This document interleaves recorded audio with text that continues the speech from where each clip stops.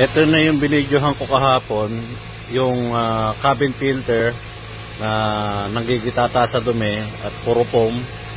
So dito nang galing yung mga foam. Kung nakita nyo, nagangat-ngat yan ng bubwit, then pumasok dun sa blower ng aircon. So kung makita nyo, sobrang linis na ngayon kasi ang nirecommend ako dito, baklasin na lahat, pati sa dashboard, dito sa rear. Then flushing tayo ng nitrogen sa air condition system. Palit ng expansion valve rear and front. Then linis ng evaporator, linis ng condenser, flushing ng nitrogen.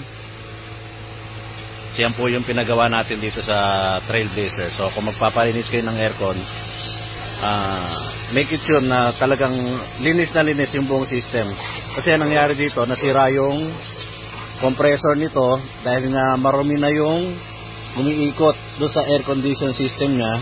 So kahit magpalit ka ng compressor na bago, sisirain at sisirain niya pa rin dahil yung air condition system niya ay sobrang dumi.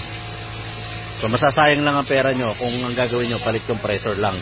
Kaya dapat baklas dashboard, pull down ng evaporator.